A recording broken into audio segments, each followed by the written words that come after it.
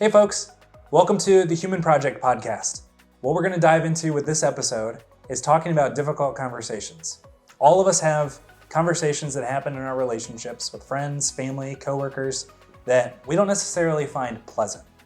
So we're going to talk about what are these conversations, what do they look like, how do we go about having them in a more effective and helpful manner. So join us in the episode, let us know what you think, listen for some tidbits and some things that you can take back yourself.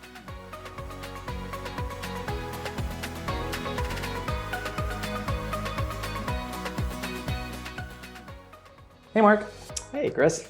So I wanted to talk today about this thing that keeps coming up in conversations, ironically, is there's books out there for crucial conversations, difficult conversations, fierce conversations, like any type of word that you can add that makes it seem like intense in front of it, conversations there. Storming conversations, is that actually one? No, I'm making it up. New book! New book, we got it. Let me write on my Amazon list. Coming soon to a bookstore near you. I'd say, what is a difficult conversation? Yeah. Well, I think the fact that you highlighted all those adjectives that sound really terrible or challenging tells you what it is. It's a conversation that you probably would prefer not to have, is the way I'd put it. Okay. And yet here we are. If we're still talking about them, it also means it's a conversation that's necessary in some way. So it's kind of between those two things is the way I look at it. We need to have them. I'd rather not have them. And gosh, let me just get this over with. It's kind of how most of us approach those types of conversations, I think. So necessary, but not necessarily a conversation that I'm looking forward to. Right. Okay. Right. There's dangers. What's like an example of a difficult conversation? Someone's not doing their job well and I'm their manager and they need to have that kind of performance, or they need to be fired even, or a friend has been doing something that I view as disrespectful and it hurts me when they do that. And I have to decide, do I want to have the conversation or I just want to keep getting hurt by the friend, right? Those are typical difficult conversations that I've experienced. Yeah. Okay. Thinking of like the product context that I come from. Yeah. The one that comes to mind is telling a stakeholder no. Sure. That doesn't sound hard at all. Hey, yeah, can you just add this to the backlog, this new feature that we want to build? Don't really see the value in it. Yeah. But you're like, sure, I'll add it to the backlog. That's avoiding the difficult conversation. And that's even more so if you're talking to the, CEO or whatever, somebody higher up the chain who thinks it's the best idea ever. So maybe that's a good way to take this is, as opposed to what are our options besides difficult conversations? Sure. Yeah. I mean, well, for me, it's avoiding. Okay. I will just, you know what? It's okay. It's not that big of a deal. The friend keeps trampling on me, or, maybe we will get to that idea later on the backlog, or, I'll like make delaying. Kind of excuses. Yeah, I'm delaying. I'll pay the cost later. Or it's just me. It's no big deal. I'll be fine through it, that kind of thing. What about you? You're facing that, stakeholder who has a great idea. Yeah. One that I tend to use a lot is sarcasm. Okay. As like a defense mechanism of like, oh, sure. Yeah, that sounds like a great idea. Wow. I don't necessarily know if I do that in like a work setting, but on a personal setting, absolutely. So you're kind of saying what you want to say without saying the words that say what you want to say in a way. Like it sounds like you're sending two messages. That makes me sound disintegrous. But I guess if I'm being honest with myself, that comes up. Okay. Or like a false yes is a term I've been using a lot. Like, yeah, sure, yeah. And then maybe if you don't want to have that conversation in the moment, then you have the conversation later. But then the bar is so much higher. Right. Because you've delayed it. Then somebody's had an expectation built. So, yeah. I like to say these types of situations don't get better with age. They are not cheese or wine. They are mold, right? Or milk. Or any number of things like that. This is not going to get better. It's going to get harder. Yeah. Unfortunately, because it's relationship stuff. It's not a math problem that's just going to, it's 2 + 2 and it's going to be that way tomorrow. No, it's more difficult. Like you said, we've got expectations built on top of it. It seems like there's a big element of fear that comes into place with difficult conversations. That's a good point. And I know we've talked about flooding and how flooding, neurobiological flooding, slows down our brain's processing center from being able to think clearly. So I'm wondering if that's something that helps make difficult conversations more difficult. Yeah, I think you've hit the nail right on the head. Like, how much clearer can it be? If I view having the conversation as a threat to something, we can talk about what those might be, then yeah, I'm going to tend to be flooded, more likely to be flooded, and think less, and therefore one of my distress response modes, freeze for me, will come into play instead of having the difficult conversation. But like, thinking about your scenarios, what would be a threat that would bring about that fear? In the stakeholder scenario? Yeah. What would be a threat that would bring about that fear? I think they disagree. Okay. Is a big one, and we have to have a more prolonged discussion about something, and I'm like, I don't have time for this. Or if they're going to really try and sell me hard on it, like, this is absolutely what we need to do, and doesn't necessarily fit in with the goal. But even as I say that, I think of, wow, okay, that's doing a disservice to myself, because I have somebody that's clearly passionate about our product. So how do I help align them, or even check my own perceptions and perspectives of maybe I'm missing something? It requires humility. I'm hearing you work your way through a difficult conversation in real time, right? Yes. Right here, where you're reframing the situation because you're trying to avoid the flooding and see it from a different perspective. And what you just said, I think, was you saw the opportunity in that conversation with that stakeholder who, though you might still disagree with them after the end of that conversation and still have to say no, there's a great value. There's like gold in that. So the risk of not doing it now becomes greater than the risk of having the difficult conversation. Yeah, and this seems to be a theme that we keep talking about is the risk worth it?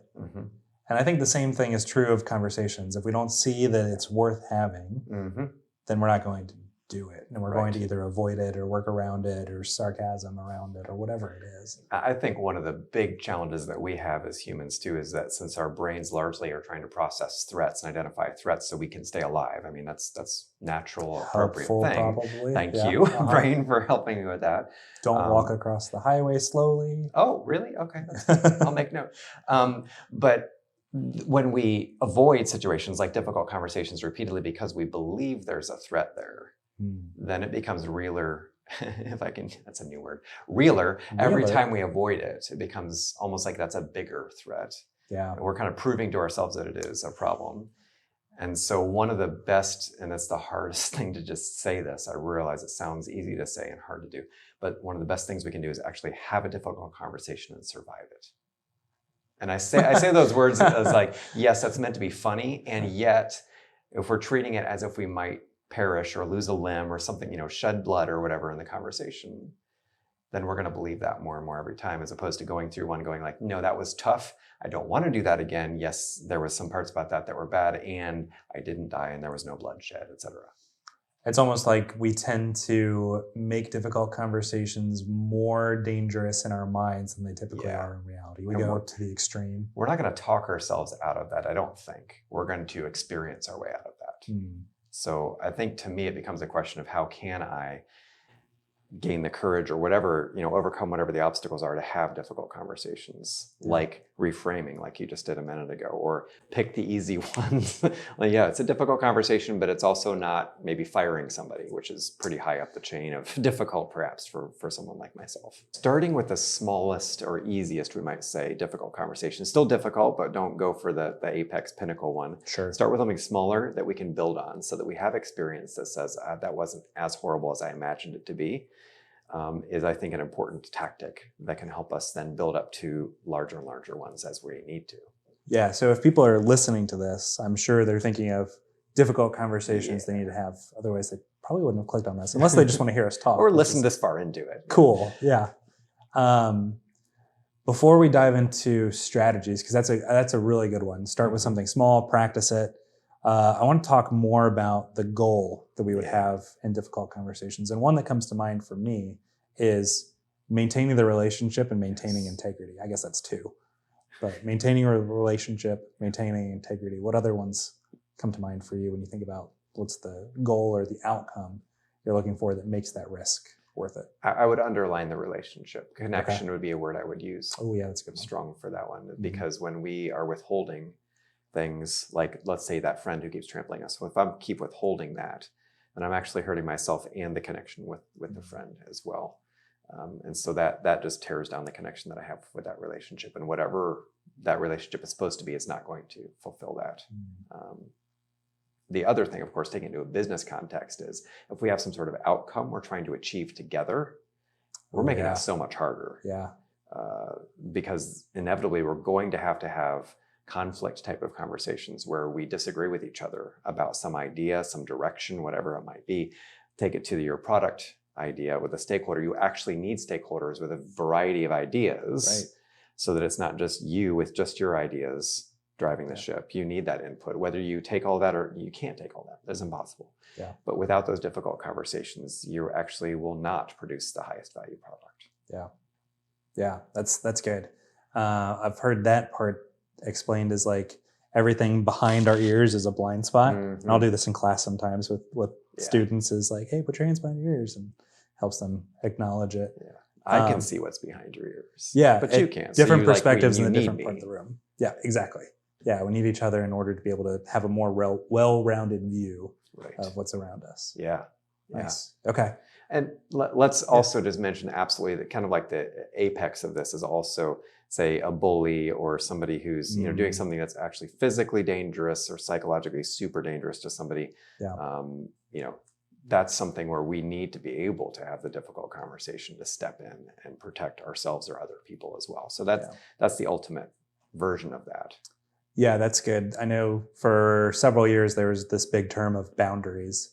And I feel like that's fallen out of vogue a little bit, but it's still helpful to talk about what's allowed and what's not allowed, and making that clear to other people, because we tend to view expectations of others without ever having talked to people about that. So a difficult conversation can help us get there. A lot of times in conflict situations, when I'm talking to people and even talking through things myself, I realize that what I'm most upset by, that I want to have the difficult conversation about, is an expectation I had that I never made clear to the other person. So that's actually the first difficult conversation I need to have, is to ask for a boundary. Okay, nice. Tough one.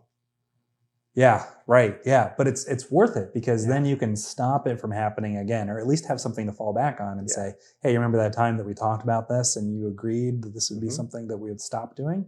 Yeah, I can see the value and the goal of all of those. Yeah. So, sweet. Hopefully we've made it clear that it's worth it, something we should do. What does that look like to have a difficult conversation? You just go into it guns blazing and pew, pew, pew, Yosemite Sam, difficult conversation? Pew, pew, pew. That's pew, pew, pew. Yeah, finger guns, all that. Well, rootin', tootin', darn, whatever. Remembering the previous stuff that we've talked about with flooding and so on, recognize that for everybody involved in a difficult conversation, that likelihood is high. So being the risk kind, of flooding is high? Yes, thank you for clarifying. Yeah, the risk of flooding is high. So being kind to ourselves and the other people, recognizing that possibility is important. So it's probably not best to have that kind of conversation right after, a traumatic experience, or something where you've had a horrible night's sleep, or you've just eaten, 10 tons of sugar or something crazy like that. Like, be kind to yourself. I think if somebody ate 10 tons of sugar, they would have a bigger problem than a difficult conversation. There'd need to be a difficult conversation about the sugar intake, probably. I don't know if they'd be able to have a difficult conversation. But, set yourself up well, I guess is what I'm saying. And then enter the conversation. I would strongly recommend entering the conversation with an open hand of the outcome of it. This is recognizing. Open hand of the outcome. Let me think. Or do you want to give it a shot? Let me rephrase that a little bit, because if the alternative is to walk into the conversation with our fist tightly gripped around what the outcome must be like. Okay. Right? If we walk in like that, we're probably going to be really frustrated, flood faster, and not hear the other person's perspective well, which is not helpful. Any of those things are helpful in a difficult conversation. And I know for me personally, when I am 100% certain, quote unquote, 100% certain of the outcome, my goal is to let's get there and try and shape everything to go there without necessarily looking at what's the other person's perspective. Right. So open hand, I like that. Okay. Yeah. In terms of nonviolent communication, that book and concept is there. That's actually a violent approach in that sense, right?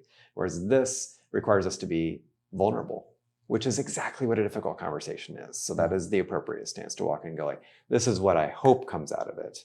And I have to realize that might not happen. Okay. I want to walk in with that perspective, and that enables me to also hear the other person and be with the other person because they are looking at it differently and holding something else in their hands, so to speak, of what they want. That sounds risky. Admitting I might not have all the answers. It is risky. Yeah. And that's probably one of the fears that we have why we don't have these is because this must be true. Yeah. Unfortunately, by grabbing onto it like that, we make it not true. So letting it go more is what opens the possibility. Open hand, being willing to hold an open outcome. Yeah. Another one that's been really helpful for me is I tend to use a lot of you statements in a difficult conversation. Okay. And you talk about risk of flooding.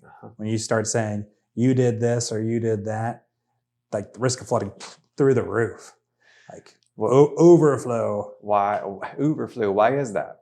I think, at least for me, I can speak for myself personally. When people start a sentence with like you, I'm already like, even just the word you, I'm like back on my heels, ready to back away or ready to fight depending on who the person is. Yeah. But I think it increases defensiveness and stops our brains from being willing to listen. Because we know ourselves. It's like you're being accused or attacked or something like that. That's how it feels. So I tend to like to shift towards I statements, owning our feelings, owning our responsibility for where we're at in the moment. Yeah. And you mentioned nonviolent communication, and there's a book, right? Yes. Okay. That's right. Yeah. It's a tremendous book, and I'll just summarize it enough to say it's really about making requests instead of demands. Okay. Making requests instead of demands. Because the demand of another person is ultimately, and if you extend it out to where that would go, is ultimately a violent thing to do, whereas a request is a nonviolent thing to do. So that's where the title comes from. It's a little confusing in that regard. But if you just boil it down to asking and making requests instead of demanding things, then that's a really helpful perspective, especially in difficult conversations. And the way you can know the difference is because if you're making a request, the other person has to have the option to say no or suggest something as an alternative. Whereas if you will only accept yes as an answer, then you're making a demand. So in the case of, I think I understand that from an interpersonal setting. That makes sense. Like make requests of others. You can't control others' behavior. Right. What about like in a work setting, a manager setting something for somebody and saying, hey, I need you to do this. Right. Is that a request or is that a demand? Yeah. So think about it this way. You need to, and I'm even using stronger language here. Need to is heading toward a demand, by the way. But you need to do this every Friday at 2, whatever. Let's just say that. So what if the employee doesn't do that? Do they have the option of not doing that? Let's say no. Like, let's say it's something that's mission critical and it has to be done on a certain cadence. Okay. So as a human being in that situation, mission critical, if they don't do that Friday at 2, they don't exist as a human being? What, you know what I mean? Like what happens? I'm pushing the point to say like they have a choice still. Yeah. It's the question of what the consequences, what the result of that action is. So there's still a choice. Okay. Like even if for really critical things like if you don't do this, the nuclear reactor does blah, blah, blah, it's still the human being's choice of whether or not they're going to push that button at 2 o'clock on Friday afternoon. And their choice includes the consequences that come with doing it or not doing it. Correct. Okay. That's really helpful, actually. Now, you might wonder why bother doing that if we really need that button pushed at 2. Just tell them to do it, right? Giving them the option, but that's the clarity is what it comes down to. I hope we're not dealing with nuclear reactors that have a single button that has to be pushed at 2. Giving other people the option is respectful. It's the same thing we would want from other people. Yeah. Right? And so, really, for this job, we need you to push the button at 2 o'clock on Friday afternoon. Is that something you think you can do? And if not, let me understand why that might not work for you. Yeah. Like, help me understand that. That's a different conversation instead of just like the answer is yes or yes.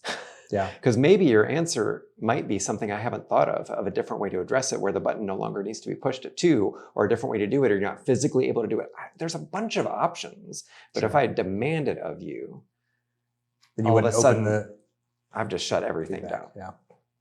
Good. Okay. That's helpful. So talking about difficult conversations, they're necessary. Yeah. They're not going to go away. They don't age like wine or cheese. Yeah. They age like milk or mold. The goal, the reason for us doing it, start with that. What's the value? As well as talk with an open hand what the outcome is and hear that from the other person. Mm-hmm. Come with demands. Don't come with demands. Don't come with demands, okay? All right? You weren't listening. Switch that, reverse it.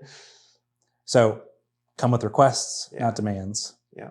And make clear consequences. Yeah. And as part of a request. And projections. Projections. Well. So I statements instead of you statements. Mm-hmm. So not trying to throw your stuff on them, but owning it and taking ownership of your own feelings. Right. Yeah. And that can help make difficult conversations helpful conversations. Right. Essential. Essential conversations. Coming up with all new titles for books. So there you go. Hopefully you enjoyed that. Hopefully you got some good tidbits, takeaways, things that you can apply to conversations in the future. So let us know what you think. Thanks.